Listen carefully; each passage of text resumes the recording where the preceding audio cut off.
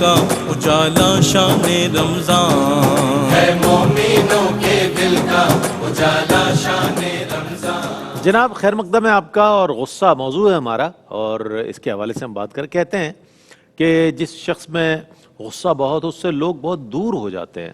جناب 1000 واٹ کا کرنٹ جا رہا ہے ان کے پاس سے، تو قریب سے گزرے گا بھی تو بندہ متاثر ہو جائے گا۔ کیا کہتے ہیں ڈاکٹر صاحب، کیا ایسے اشخاص جو غصیلے ہوتے ہیں ان کے دوست کم ہو جاتے ہیں؟ بسم اللہ الرحمن الرحیم۔ جی ہاں، ہم نے معاشرے میں یہی مشاہدہ کیا ہے کہ جو لوگ بہت زیادہ غصے کے عادی ہوتے ہیں تو ان کے ساتھ لوگ رہنا پسند نہیں کرتے، کیونکہ ایسا ہوتا ہے کہ پھر بات بات پہ ان کا ڈانٹ ڈپٹ کرنا، اور لوگوں کے سامنے جو ہے پھر جو ساتھ رہتے ہیں انہیں زوال عزت کا خوف ہوتا ہے کہ جب چاہے گا کوئی نہ کوئی بات کہہ دے گا، پھر لوگوں کے سامنے امبیرسمنٹ کی سچویشن ہوتی ہے۔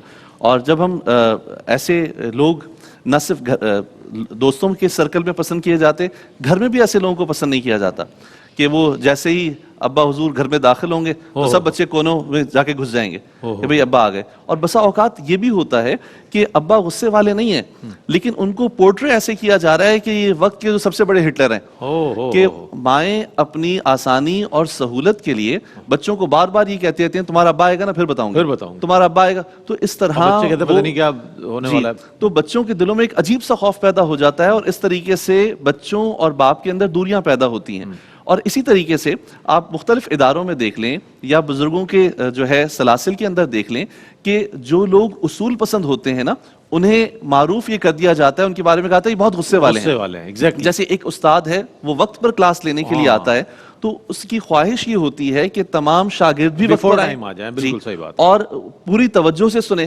دوسرا استاد ہوگا وہ نہ خود وقت پر آئے گا اور جو ہے نہ اسے شاگردوں کی فکر ہوگی، پھر اس کے سامنے کوئی چاہے موبائل یوز کر رہا ہو، آپس میں باتیں کر رہا ہو، بس یہ کہے گا جو آ گیا بس اس کی خیر ہے۔ اور اسی طریقے سے اساتذہ کا ایک قانون ہوتا ہے کہ شارٹ آف اٹینڈنس کرتے ہیں۔ تو جو استاد خود کلاسیں لیتا ہے اور پھر وہ طلباء کو کہتا ہے آپ نہیں آؤ گے تو آپ پیپر میں نہیں بیٹھ سکو گے، تو اس کو کہتے ہیں یہ بہت غصے والا ہے۔ اسی طریقے سے ہم بزرگوں کے حوالے سے دیکھتے ہیں، حضرت فاروق اعظم رضی اللہ تعالیٰ عنہ اصول و قوانین کا جو ہے معاشرے کے اندر اثر و نفوذ پر بہت زیادہ توجہ دیا کرتے تھے۔ تو لوگوں کے اندر یہ تھا کہ بھئی اصول و قوانین، تو ہمیں یہ دیکھنا چاہیے کہ سامنے والا اگر اصول اور قوانین شریعت کی روشنی میں ہمیں چاہ رہا ہے کہ ہم اسے اڈاپٹ کریں، ہم اس پر عمل کریں، تو یہ ہماری بہتری کے لیے ہے، نہ کہ ہم یہ کہیں کہ جناب یہ غصہ کرتے ہیں تو اس لیے ان سے دور رہا جائے۔ اسی طریقے سے بعض سلاسل کے اندر بزرگوں کی اپنی اپنی طبیعتیں ہوتی ہیں، بعض تو ایسے ہوتے ہیں کہ ان کے سامنے کچھ بھی کر دیا جائے، جو ہے سمجھے کہ کچھ بھی کر دیا جائے انہیں کوئی فرق نہیں پڑتا۔ بعض یہ ہوتے ہیں کہ وہ سمجھاتے ہیں، بتاتے ہیں کہ دیکھو بیٹا نماز فرض ہے، فرض پڑھا کرو، نماز ادا کرو، فرائض کے حوالے سے محتاط ہو جاؤ، اللہ تبارک و تعالیٰ کو جواب دینا ہے۔ تو واضح و نصیحت کرنے والوں کو پھر لوگ یہ سمجھتے ہیں کہ بھئی ان کے پاس نہ بیٹھا جائے۔ تو اس لیے ہمیں دیکھنا چاہیے کہ جو غصہ کرتے ہیں، جن کی طبیعتوں میں غصہ ہے، تو ٹھیک ہے ان سے معاملات کے اندر تھوڑی سی احتیاط کریں، لیکن وہ لوگ کہ جو اصول و قوانین کی بات کرتے ہیں، جو محبت سے آپ کو دین سکھا رہے ہیں، دین کے قریب کرنا چاہ رہے ہیں، تو ان کے ساتھ بہتر رویہ ہونا چاہیے۔ ان کے بارے میں یہ امیج دینا کہ یہ غصے والے ہیں، ان کے قریب بھی نہ رہو، یا جو ان کے پاس آئے گا اسے نقصان پہنچائیں گے، یہ طرز غلط ہوتی ہے۔ شروع میں جیسے آپ نے کہا کہ غصے والے کے دوست نہیں بنتے، ہم قرآن مجید فرقان حمید میں دیکھتے ہیں تو نبی کریم صلی اللہ علیہ وسلم کی سیرت مبارکہ کے حوالے سے، آپ کے اخلاق حسنہ کے بارے سے یہ فرمایا گیا کہ آپ کی طبیعت میں شدت نہیں ہے، آپ کی طبیعت میں نرمی ہے، اس لیے لوگ آپ کے قریب رہتے ہیں۔ تو اس لیے آج کے دور میں بھی اگر کوئی اپنی مزاج کے اندر نرمی لے آئے گا تو اس کا حلقہ وسیع ہوگا، اور وہ لوگ کہ جو ہر وقت ناک کے اوپر مکھی نہیں بیٹھنے دیتے، ہر وقت غصے کے اندر رہتے ہیں اور دوسروں کے حقوق کا خیال نہیں رکھتے، تو ایسے لوگوں کے حلقے میں کوئی بھی بیٹھنا پسند نہیں کرتا۔ اچھا مصعب، غصے کا علاج بھی تو ہوگا نا کوئی؟ وہ علاج ہے کہ میڈیسنز ہیں، ہمارے رویے ہیں، ہماری مزاج کی ایک نرمی ہے، کیا ترحم، کیا چیز پیدا ہو انسان میں، وہ کون سا وصف ہے کہ جو ہمارے غصے پر غالب آ جائے اور غصہ جو ہے ہمارا ایک معتدل مزاج ہو جائے؟ جی ہاں، بعض اوقات تو میڈیسن بھی کام کرتی ہیں، جن کے اعصاب ذرا کمزور ہو جاتے ہیں، ڈاکٹر کہتے ہیں میڈیسن کھاؤ، بلڈ پریشر بہت ہائی رہتا ہے آپ کا مسلسل۔ باقی یہ کہ دیکھیں، سب سے پہلے تو علم دین سیکھنا بہت ضروری ہے، علم دین۔ دوسرا، جن پر تربیت کی ذمہ داری ہے وہ تربیت کریں، اس کے متعلق پہلے علم سیکھیں، اس کے تقاضے کے مطابق عمل کر کے اپنے ماتحتین کے لیے رول ماڈل بنیں، اور پھر وہی جیسے میں نے عرض کیا کہ کیٹگریز ہیں، کلاسیفیکیشن ہے اعمال کے اندر، کس پہ مجھے زیادہ اظہار غضب کرنا ہے، کہاں پر نہیں کرنا ہے۔ بعض اوقات صرف نظر بھی کرنی پڑتی ہے ایسا بھی ہوا ہے، دیکھیں نا شریعت نے ایک دم تمام احکام تو نازل نہیں کر دیے. بالکل. شراب میں کیا Gradually پہلے ہے. قباحتیں موجود نہیں تھیں؟ موجود تھیں، شروع سے ہی تھی نا، لیکن آہستہ آہستہ بعد میں مدنی زندگی میں آ کر پھر یہ حکم نافذ ہوا ہے طلاق کی حرمت کا. بالکل. اس کا مطلب ہے کہ شریعت ایک چیز کو ناپسند رکھتی ہے، لیکن لوگوں کی عقول، ان کی طبیعتیں، ان کی کیفیات کا لحاظ کر کے بتدریج احکام نازل کیے گئے ہیں. حالانکہ نہ اللہ تعالیٰ مجبور تھا، نہ نبی کریم محتاج، چاہتے تو نافذ کر دیتے، جو مانتا مانتا، نہیں مانتا جہنم میں ڈال دیتے. بالکل ایسے ہی. لیکن یہ اصل میں ہماری تعلیم کے لیے ایک بہترین چیز ہے. تو اب خلاصہ کلام یہ ہے کہ علاج کے لیے سب سے پہلے علم، اس کے بعد عمل اور اپنے آپ کو رول ماڈل بنانا. تیسرا یہ کہ پھر پریکٹیکلی طور پہ بھی انسان کچھ ہے، جیسے مثال کے طور پر اگر اس کو اظہار غضب ہو جاتا ہے عام چیزوں پہ، لائٹ چلی گئی غصہ ہو گیا ایک دم، تو وہ اسی پر اپنے آپ کو کنٹرول کرے کہ نہیں یار غلط ہوا، مجھے نہیں اظہار غضب کرنا چاہیے تھا، اس پر بھی نہیں. پتھر روڈ پہ آپ نے دیکھا کیلے پہ پھسل گئے، دو گالی دیں گے، کیلے کا چھلکا سائڈ میں نہیں کریں گے، غصہ کرتے ہوئے نکل جائیں گے. پتھر سے ٹکرا کے خود لڑکھڑا کے گریں گے، دو گالی دے کے نکل جائیں گے، اس کو سائڈ پہ نہیں کریں گے.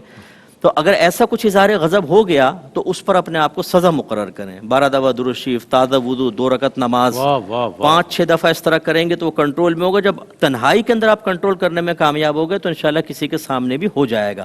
ایک دفعہ اس کیفیت کو سمجھنے کی ضرورت ہے.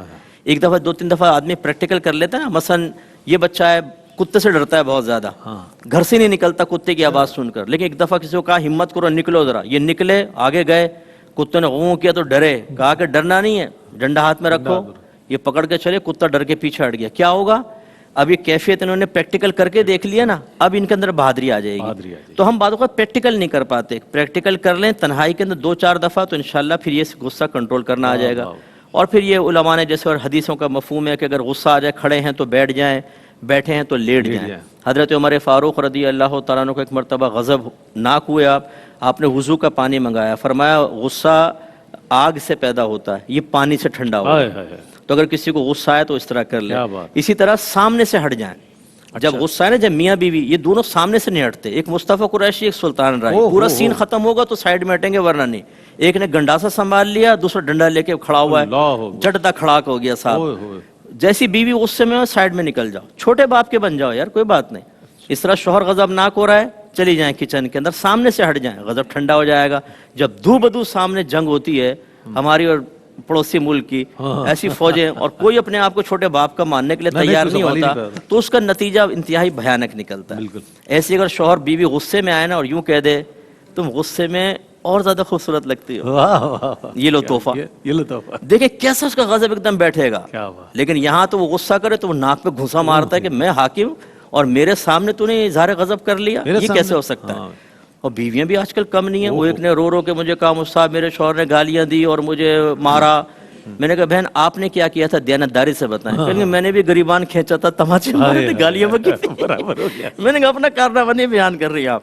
تو یہ جب یہ اگر ہم علاج کرنا چاہتے ہیں تو ایک شخص کو سرنڈر کرنا چاہیے، تھوڑا نرم ہونا چاہیے، وقتی طور سامنے والے کو اپنی غلطیوں کا احساس ہونے دینا چاہیے. مجھے اللہ کی رحمت سے امید ہے جب اللہ کے لیے ہم کرتے ہیں نا، ایک تو ہوتا ہے بیوی کے پیچھے بھائی ہیں 6 بھائی اور سیاسی پارٹی سے وابستہ ہیں، تو وہ جو آپ نے کہا پھر تو نرمی آنی ہے حضرت کے رویے میں، زوجہ تو پھر ملکہ ہے صاحب. ہاں لیکن ایک ہوتا ہے آپ اللہ کے لیے آپ اظہار غضب کر سکتے ہیں، آپ مار سکتے ہیں، آپ پیٹ سکتے ہیں، آپ بول سکتے ہیں، لیکن آپ اللہ کے لیے ہٹتے ہیں. میں نے اس کا اثر یہ دیکھا ہے، اللہ تعالیٰ سامنے والے کے دل میں ضرور محبت، عظمت اور پیار پیدا کرتا ہے. پھر وہ عورت کو خود احساس ہوگا، پھر وہ آ کے چائے وائے لائے گی، معاف کر دیں چلے مجھ سے ہو گیا غضب، کوئی بات نہیں، چلو بھائی. بہت اچھی بات. اتنا پیارا ماحول بنا لینا چاہیے ہمیں گھر کا کہ بچے بھی دیکھیں تو کہیں. یہ تو بڑی آئیڈیل سچویشن آپ نے پیش کی ہے. دیکھیں یہ ہو سکتی ہے، اگر یہ ناممکن نہیں ہے. یہ ہمیں آئیڈیل اور غیر نافذ شدہ اس لیے نظر آتی ہے کہ ہمیں بڑا مشکل لگتا ہے. یہ ہے گھروں کے اندر الحمدللہ ہیں، اور جو ایسا کرے گا. ہمارے ایک امی کے ماموں فوت ہو گئے صوفی اسماعیل صاحب، اگر وہ سن رہے ہوں گے بھی ہنسیں گے، ان کے بچے وغیرہ بھی. وہ اتنے نرم آدمی تھے، ہم نے کبھی نہیں دیکھا کہ انہوں نے زوجہ کے سامنے سخت اس میں بات کی ہو. اچھا. اور اتنا خوبصورت ان کا گھر چلتا تھا، کچھ انتہا نہیں. زوجہ بھی کبھی جلال میں آئی تو بعد میں خود ہی معذرت کر کے بڑا پیارا والا ماحول چل رہا ہے. کبھی ایسا نہیں ہوا کہ تیسرے گھر کے اندر آواز گئی ہو. اور یہاں پر ہر دوسرے دن ایک پلیٹ ٹوٹنے کی آواز، ایک چیخ کی آواز، ایک ہائے کی آوازیں. آج تو بابو کو مارا ہے، آج تو بھابھی گئی، پھر پٹ گیا ہے. ہاں آج پھر پٹ گئے. وہ صاحب چل رہا ہے روزانہ دھما چوکڑیاں. کیا فائدہ ان چیزوں کا.